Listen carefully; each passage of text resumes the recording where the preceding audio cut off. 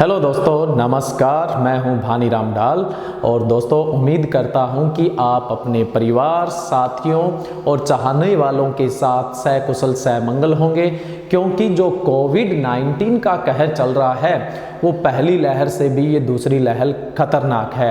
इसलिए मैं आप सब लोगों से निवेदन करता हूं कि आप जो भी इसके लिए सावधानियां हैं आप सब लोग जानते हैं, उनको बरतिए और स्वस्थ रहिए। देखिए दोस्तों, कोई भी प्राकृतिक आपदा आती है तो उसके पीछे मानव क्रियाकलाप जो होते हैं वो भी कहीं ना कहीं उसके लिए जिम्मेवार होते हैं, रेस्पॉन्सिबल होते हैं। देखिए दोस्तों, आज हमारा डिस्कस का जो टॉपिक है वो ये नहीं है। आज हम डिस्कस करेंगे प्रकृति के जो बहुमूल्य खजाना है उसमें से एक ऐसे पेड़ की जो वर्षों वर्षों से यानी सालों सालों से हमारे लिए महत्वपूर्ण था, है और रहेगा। तो वो जो पेड़ है जिसे मैं आपको रूबरू करवाना चाहता हूं वो है खेजड़ी। आज जो हम डिस्कस करेंगे, सबसे पहला तो मेरा उद्देश्य है खेजड़ी में लगने वाली जो फलियां होती है उन्हें हम कच्ची अवस्था में कहते हैं सांगरी। तो सांगरी का हमारे स्वास्थ्य के लिए क्या महत्व है, यानी हमारी हेल्थ के लिए इसकी क्या इंपॉर्टेंस है, उसके बारे में बताऊंगा। और उसके बाद में मैं आपको खेजड़ी की भी इंपॉर्टेंस बताऊंगा। जो ये जानकारी है बड़ी ही रोचक है, बड़े ही रोचक तथ्य हैं। आप वीडियो के अंत तक बने रहें, ये बहुत ही शानदार जानकारी है। देखिए, पहले तो मैं थोड़ा सा खेजड़ी के बारे में परिचय दे देता हूं। इसको वैज्ञानिक रूप से यानी बॉटनिकली या साइंटिफिकली इसको प्रोसेपिस सेनेरेरिया कहते हैं। ये लेग्यूमिनेसी यानी फेबिएसी कुल का पौधा है, इसीलिए इसमें फलियां आती है जिनको हम सांगरी कहते हैं। तो आज हम जो डिस्कस करने जा रहे हैं वो खेजड़ी व सांगरी के महत्व की बात करने वाले हैं। आप देख सकते हैं ये खेजड़ी का पेड़ है और ये इसके लगने वाली जो फलियां हैं कच्ची अवस्था में जिनको अपने सांगरी कहते हैं, इनके महत्व के बारे में बताऊंगा और इनका हमारे स्वास्थ्य पर क्या प्रभाव पड़ता है, ये हमारे स्वास्थ्य के लिए क्यों महत्वपूर्ण है, उसके बारे में भी मैं आपको जानकारी देने वाला हूं।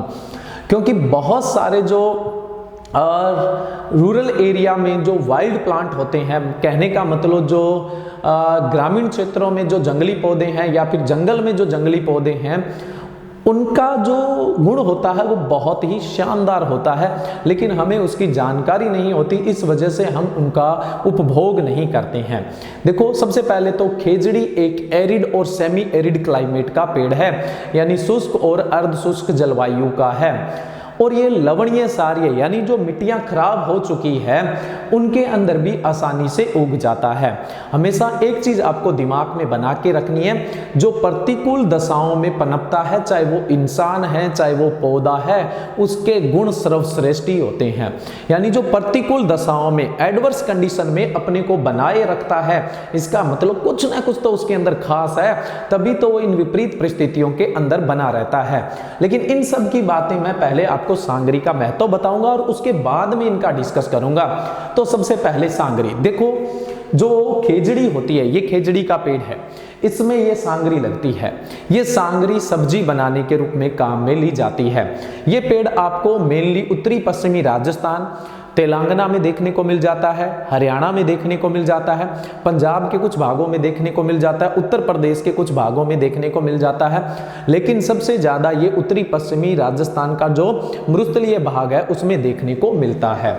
थोड़ी सी मैं आपको इसके बारे में जानकारी देना चाहूं, क्योंकि हो सकता है कि मैं पेड़ का नाम ले रहा हूं और आप इसको पहचान नहीं पा रहे हो, इसलिए मैं कुछ जो लोकल भाषाएं हैं, जो ट्रेडिशनल लैंग्वेज है, उसमें इसको क्या कहा जाता है वो भी बता देता हूं। जैसे उत्तर प्रदेश में इसको छोंकरा कहा जाता है, वहीं पंजाबी में इसको जंड कहा जाता है, वहीं पे सिंध के अंदर इसको कांडी कहा जाता है, वहीं पे तमिल में इसको वणी कहा जाता है और गुजराती में इसको समी या सुमरी कहा जाता है और इसका व्यापारिक नाम कांडी भी होता है। इसमें गुणों की कोई कमी नहीं है, जड़ से लेकर अगर शीर्ष तक जाओगे, जड़ से लेकर शीर्ष तक हर एक भाग गुणकारी है, हर एक भाग है वो प्रभावशाली है। तो देखो, इसलिए इसको राजस्थान का राजकीय वृक्ष यानी स्टेट ट्री घोषित किया गया है और तेलंगाना का भी जो स्टेट ट्री है यानी राजकीय वृक्ष है वो भी खेजड़ी को कहा गया है। इसके जो फूल आते हैं उनको मीजर कहा जाता है, इसके जो फ्लावर्स आते हैं उनको मीजर कहते हैं। इसका जो फल है वो सांगरी कहलाता है। हम आज इसी की बात करने वाले हैं। और इसके फल सूखने के बाद खोखा कहलाता है। ये देखिए यहाँ पे इसके सूखे हुए फल हैं और इसके सूखे हुए फल समझ लो मेवे हैं। कैसे मेवे हैं? क्योंकि जो मेवे होते हैं, ड्राई फ्रूट होते हैं, वो प्रोटीन का बहुत बढ़िया स्रोत होते हैं। ये भी प्रोटीन का खतरनाक सोर्स होते हैं, शानदार सोर्स होते हैं। इसलिए मरुस्थल के मेवे हैं ये। जो खेजड़ी है उसके जो फल सूख जाते हैं उनको लोकल में खोखा कहते हैं। खाने में भी मीठे होते हैं, बच्चे बड़े शौक से खाते हैं, लेकिन बच्चे न खाकर दुनिया के हर हिस्से में इसका महत्व जानना चाहिए। यही मेरा वीडियो बनाने का उद्देश्य था, क्योंकि ये प्रोटीन के बहुत ही अच्छे स्रोत होते हैं। अब देखिए हम बात करते हैं सांगरी की। देखो जो सांगरी होती है, जितनी कच्ची होगी, जितनी पतली होगी, उतना ही क्या होगा, शानदार सब्जी बनेगी। एक बार आपने इसकी सब्जी खा ली तो मैं दावे के साथ कहता हूं कि आपकी जो फेवरेट सब्जियों की लिस्ट है उसमें से एक नंबर सांगरी का भी आने वाला है। कोई ज्यादा मसाले वसाले डालने की जरूरत नहीं होती है इसमें, आप बिल्कुल सिंपल सी सब्जी बना लोगे तो बहुत ही शानदार है। ये तो बात रही टेस्ट की। हालांकि हम तो भारतीय ठहरे, हम तो टेस्ट कॉन्शियस है, हेल्थ पे ध्यान नहीं देते हैं, बट यहाँ पर आपको कॉम्बो पैक मिलने वाला है। कैसे कॉम्बो पैक मिलेगा? ये टेस्ट में बहुत अच्छी है, बड़ा ही शानदार स्वाद है। एक बार खा के देखिए। अगर आप भारत के या मतलब देश विदेश के किसी भी हिस्से में रहते हैं, जब राजस्थान आओ तो हमारे जो राजस्थान है उसकी सांगरी को खा के देखिए, यहाँ पे बनने वाली सांगरी को खा के देखिए, कसम से राजस्थान से प्यार हो जाएगा आपको। ये इतनी शानदार सब्जी है। अब मैं इसके पोषक मान की अगर बात करूं तो इसमें जो कार्बोहाइड्रेट होता है वो 56% होता है, बड़ी शानदार मात्रा है। बट कार्बोहाइड्रेट की तो चलो बहुत सारे हमारे पास स्रोत है। प्रोटीन जो होता है वो 14 से 18% होता है, 14 to 18% होता है। अब बहुत सारे जो लोग हैं वो दाल खाना पसंद नहीं करते हैं, बट प्रोटीन का सोर्स है वेजिटेरियन लोगों के लिए वो दाल ही है। प्रोटीन का जो सोर्स है वो क्या है? दाल है। अब दाल उनको खाना पसंद नहीं है, आप सांगरी खाइए, प्रोटीन भी मिलेगा और साथ साथ में स्वाद भी मिलेगा। डिनाई तो आप कर ही नहीं सकते इस टेस्ट के भी, हाँ जी मुझे सांगरी। मैंने आज तक कोई ऐसा बंदा नहीं देखा जिसने ये बोला होगा कि मुझे सांगरी की सब्जी पसंद नहीं है। प्रोटीन रिच है। देखिए ये लेग्यूमिनेसी या फेबिएसी कुल का है। लेग्यूमिनेसी या फेबिएसी कुल के जो भी पौधे होते हैं उनमें प्रोटीन बहुत अच्छी मात्रा में होता है, इसमें भी प्रोटीन बहुत अच्छी मात्रा में है। अब रेशे देखिए, फाइबर देखिए, 26 से 28% तक रेशा होता है जो हमारी पाचन शक्ति को बढ़ाने का काम करता है। बड़ा शानदार स्रोत है रेशे का भी। ऊर्जा देखें तो इसमें 500 किलो कैलोरी ऊर्जा होती है। ऊर्जा का भी बढ़िया स्रोत है, क्योंकि कार्बोहाइड्रेट अच्छा है तो जाहिर सी बात है ऊर्जा भी तो अच्छी होनी है इसमें। उसके अलावा इसके अंदर जो खनिज है वो 8% के आसपास है। 8% खनिज अपने आप में बहुत बड़ी मात्रा होती है, जिसमें से सबसे ज्यादा मात्रा में आपको फास्फोरस 0.4% देखने को मिलता है। कैल्शियम है ये भी 0.4% देखने को मिलता है। आयरन है वो 0.2% देखने को मिलते हैं। बाकी 7% में और जितने आवश्यक खनिज है वो सारे के सारे इसमें उपस्थित है।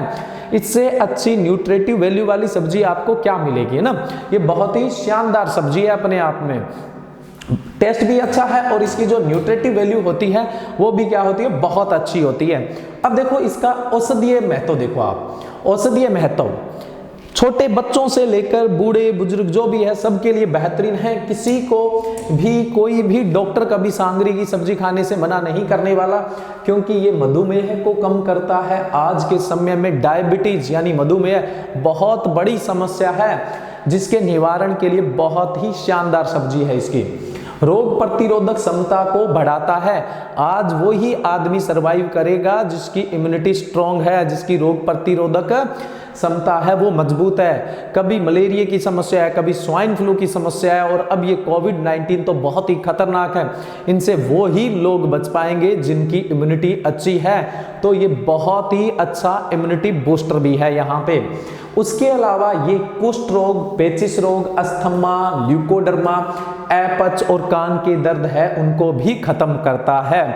अब मैं आपको सबसे फैक्ट वाली बात बताता हूं। देखो खेजड़ी जो है वो सोशल फॉरेस्ट के रूप में लगाया जाता है, यानी सामाजिक वानिकी के रूप में लगाया जाता है।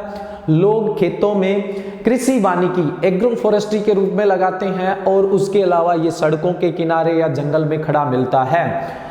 इसमें किसी भी तरह का कोई फर्टिलाइजर और कोई पेस्टिसाइड नहीं डाला जाता है, चाहे कोई इसकी खेती क्यों ना कर रहा हो। आप सांगरी लीजिए, उसको दुनिया की किसी भी लैब से चेक करवाइए, उसमें कभी कोई केमिकल नहीं आने वाला है। तो ये बिल्कुल 101%, 100 ही नहीं 101% जैविक है।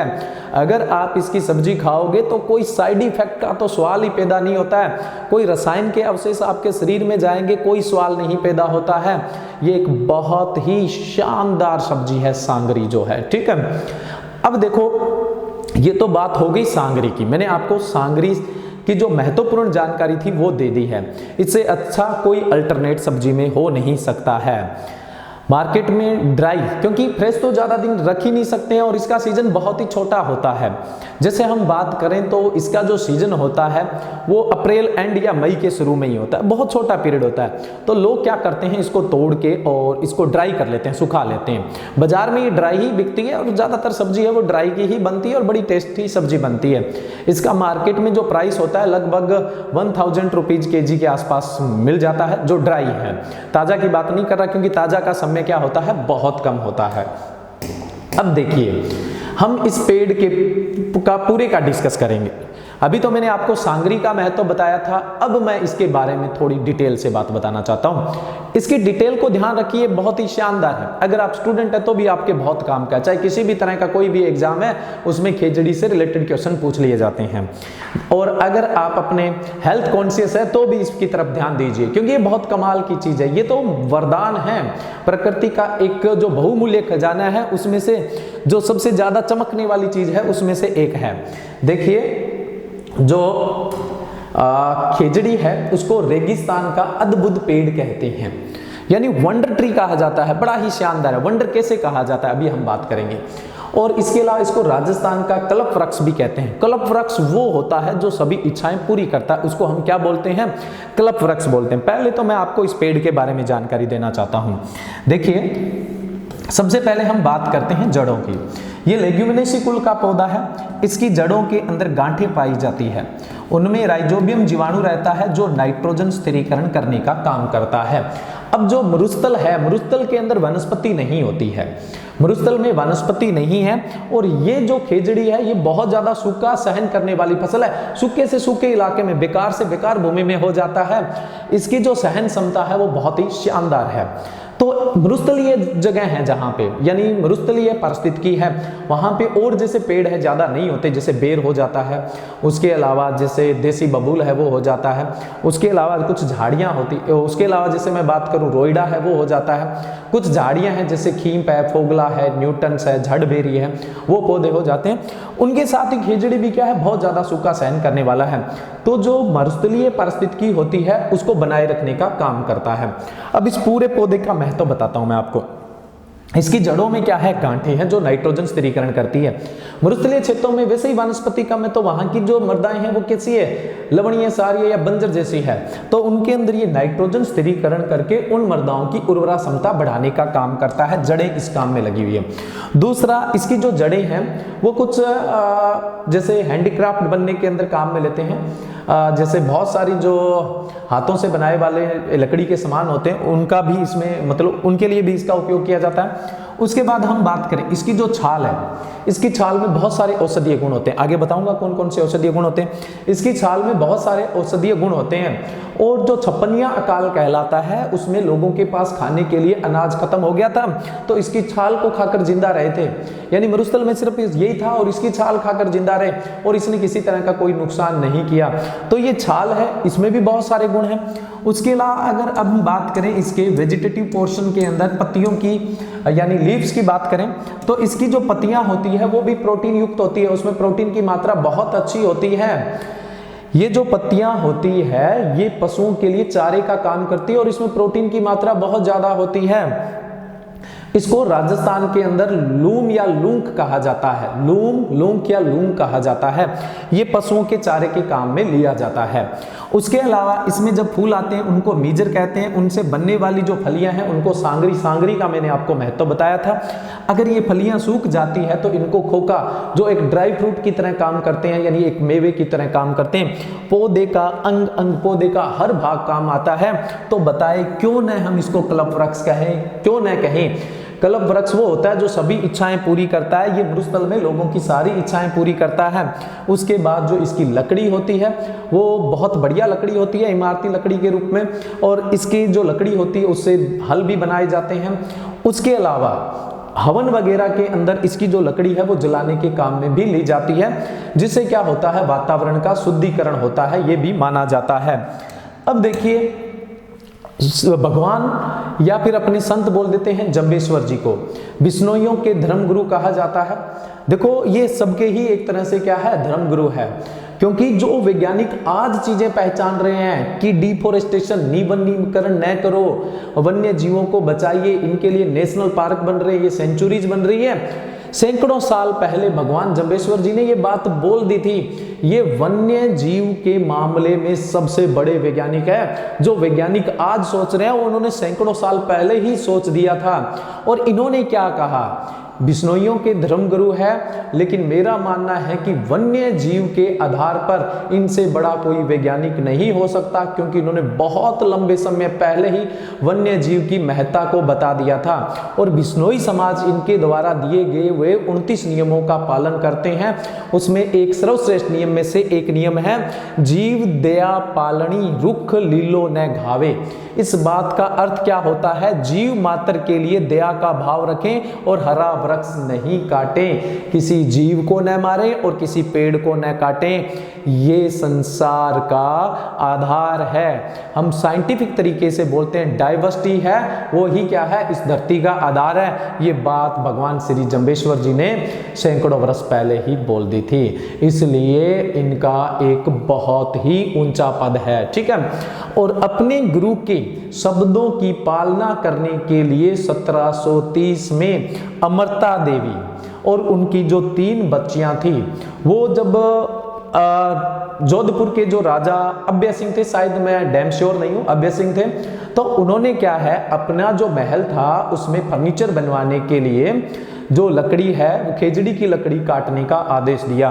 और जोधपुर से लगभग 26 से 28 किलोमीटर पर खेजड़ेली गांव पड़ता है, और वहां वो बिश्नोइयों का गांव था, काफी हरा भरा गांव था, क्योंकि जो बिश्नोई समाज है वो वन्य जीव प्रेमी होता है, तो उन्होंने बहुत शानदार पेड़ लगा रखे थे, काफी हरा भरा था। तो अभय सिंह को वो दिखा भी हाँ वहां पे पेड़ मिल रहे हैं, वहां से लकड़ी कलेक्ट की जाए। तो अभय सिंह के जो भी सैनिक वगैरह थे वो पेड़ काटने चले गए। तो अमृता देवी जी को ये बात पता चली, तो उन्होंने क्या किया, अपनी बच्चियों को लेकर पेड़ों के साथ लिपट गए। और ये इन्होंने क्या है, जो अपने गुरु की बात है उसको सर्वश्रेष्ठ माना।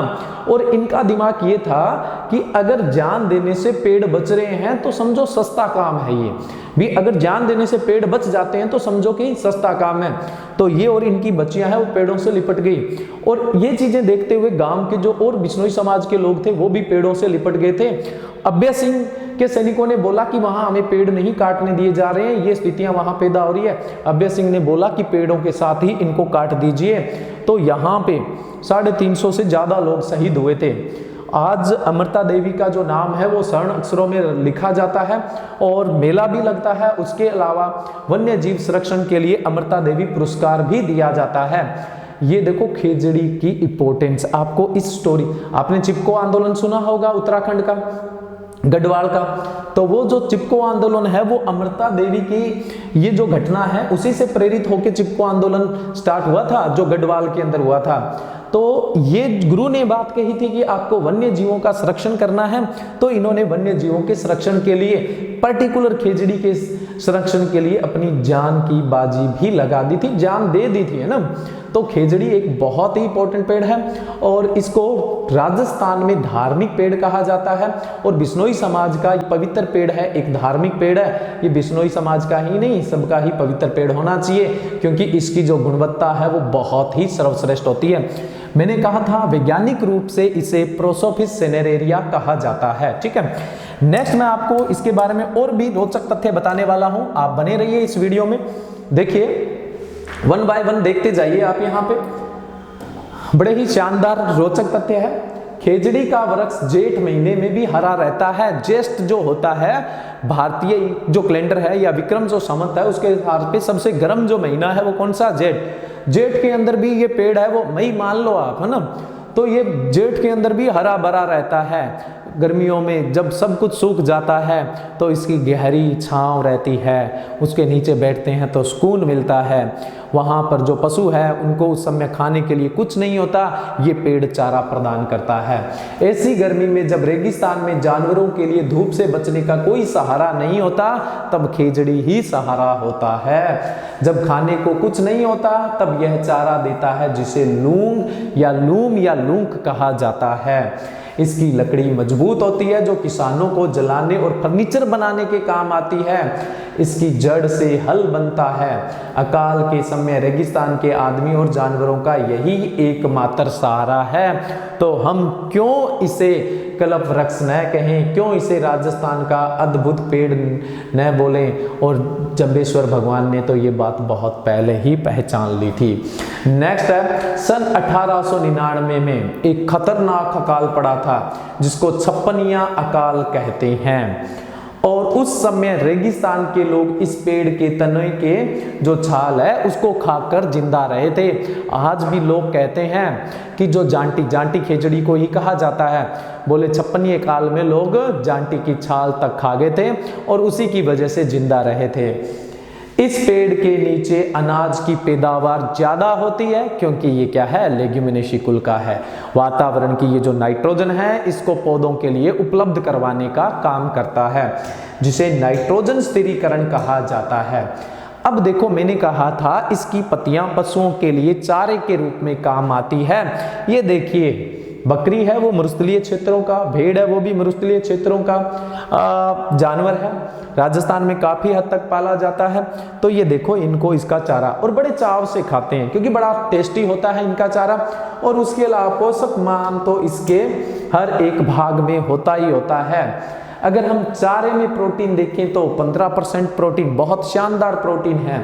रेशा देखें तो 15 से 20% रेशा होता है। नेक्स्ट, फास्फोरस की बात करूं तो देखो, इसके अंदर जो फास्फोरस होता है 0.4 तो फलियों में होता है। यहाँ पे हम चारे की बात कर रहे थे, तो चारे के अंदर जो फास्फोरस होता है वो बहुत ही अच्छा होता है। यानी इसकी पत्तियों में जो फास्फोरस होता है वो 1.92% होता है। वहीं पे अगर मैं कैल्शियम की बात करूं, ये 0.4 तो फलियों के अंदर होता है। कैल्शियम जो होता है वो 0.18% होता है। यानी फास्फोरस और कैल्शियम की बहुत ही शानदार मात्रा होती है इसके अंदर। वहीं कुल पचने योग्य पोषक तत्वों की अगर बात की जाए तो कुल पचने योग्य पोषक तत्व इसमें 40% तक होते हैं।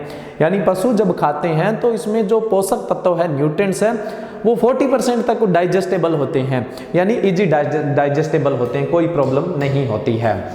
अब देखो, इसकी एक वैरायटी भी रिलीज की गई है। वैसे तो 2-3 इसकी अच्छी वैरायटियां हैं। अगर आप इस पे जाओगे तो थार शोभा है, ये बड़ी ही शानदार वैरायटी है। इसकी जो सांगरी होती है उनकी क्वालिटी बहुत अच्छी होती है। मार्केट में सबसे महंगी जो सांगरी है वो थार शोभा की बिकती है। उसके अलावा सुपर थार शोभा भी एक वैरायटी है। उसके अलावा गंग थार है, वो भी इसकी एक वैरायटी है। देखो, वैसे थार शोभा की बात करूं तो अगर आप इसको लगाते हैं तो इसमें जीवाणु व रोगाणु नहीं लगते हैं। केमिकल तो वैसे ही खेजड़ी में नहीं डलता है। वर्षा ऋतु में क्या करते हैं, अपने इसका प्लांटिंग करते हैं। अगर आप खेजड़ी लगाना चाहते हो तो 2 से 3 साल में इसमें फलियां आनी स्टार्ट हो जाती है। ज़्यादा लंबा इंतजार नहीं करना पड़ता है आपको। और ये जो पेड़ है ये बिना कांटे का पौधा होता है, कोई बिना कांटे का पेड़ होता है, कोई दिक्कत नहीं होती। एक पेड़ पे लगभग 20 से 30 किलो सांगरी आ जाती है। ठीक है, और इसकी जो सांगरी होती है वो पतली होती है। और अगर आप खेत में इसका बाग लगा रहे हैं तो 1 बीघा में 120 पौधे लगते हैं। यानी 1 हेक्टेयर के अंदर लगभग 450 से 500 के बीच में पौधे लग जाते हैं। ठीक है, और इसके बीच बीच में अपने दूसरी खेती भी कर सकते हैं। दूसरी खेती का उत्पादन बढ़ाने का ही काम करता है, ये नुकसान नहीं करने वाला, क्योंकि कौन से कुल का है, लेग्यूमिनेसी, और ये मिट्टी की उर्वरा क्षमता को बढ़ाने का काम करता है। तो इसकी सबसे जो प्रचलित किस्म है वो थार शोभा है, उसके अलावा सुपर थार शोभा भी है और गंग थार भी है। अब हम बात करें इसकी छाल के अंदर भी मैंने बताया था ना, बहुत सारे मेडिसिनल प्रॉपर्टी होती है इसकी छाल की भी गुणवत्ता, इसके हर एक भाग की गुणवत्ता अच्छी है। तो खेजड़ी की छाल जो है वो गठिया, खांसी, सामान्य सर्दी, एंटी हेल्मिक विकार, पेचिस, ब्रैकेटिस, अस्थमा, ल्यूकोडर्मा, बवासीर, मांसपेशियों की जो मरोड़ है, उन सब के उपचार में आयुर्वेदा में काम में लिया जाता है। आयुर्वेदा के अंदर भी इसका सर्वश्रेष्ठ स्थान है। देखिए, मैंने आज आपको एक प्रकृति का जो बहुमूल्य खजाना है उसमें से एक जो पेड़ है उससे रूबरू करवाया है। ऐसे बहुत सारी वनस्पति है जो एक अपना अलग महत्व रखती है। सबसे पहले हम चल रहे हैं राजस्थान, यानी जो मरुस्थलीय भाग है, ये कहा जाता है कि यहाँ पर जो भूमि है बंजर है, यहाँ की उत्पादकता बहुत कम है। लेकिन मैंने एक बात कही थी कि जो विपरीत परिस्थितियों में पनपते हैं उनकी गुणवत्ता बहुत शानदार होती है। राजस्थान का जो मरुस्थलीय भाग है वहाँ की उत्पादकता कम हुई तो क्या हुई, गुणवत्ता पैदा होती है, इस मिट्टी से गुणवत्ता पैदा होती है। तो इस तरह के बहुत सारे जो पेड़ हैं उनके बारे में, बहुत सारी झाड़ियाँ हैं, बहुत सारे पौधे हैं, उनके बारे में मैं आपको धीरे धीरे जानकारी देता रहूँगा। जैसे आपने केर नाम सुना होगा, सांगरी केर की क्या सब्जी बनती है, बड़े ही स्वाद सब्जी बनती है ना। और राजस्थान में बहुत प्रचलित है। आजकल देखो एक प्रचलन चला हुआ है, शादी जो ब्याह होते हैं उसमें जो ज़्यादा पैसे वाले लोग होते हैं वो ट्रेडिशनल फूड को रखना स्टार्ट कर दिया, और उसमें खेजड़ी की जो सांगरी और केर की जो सब्जी है उसका स्थान बहुत ही सर्वश्रेष्ठ है। अगर आप किसी शादी में जाते हो वहाँ सांगरी और केर की सब्जी देखते हैं तो लोग कहते हैं भाई ये बड़े मतलब इन्होंने शादी में बहुत खर्चा किया है। और अगर आप ज़्यादा पैसा खर्च नहीं कर सकते तो वाइल्ड कलेक्शन कर सकते हैं, प्रॉब्लम ही नहीं है, बट लोग उसको बहुत ही शानदार समझते हैं।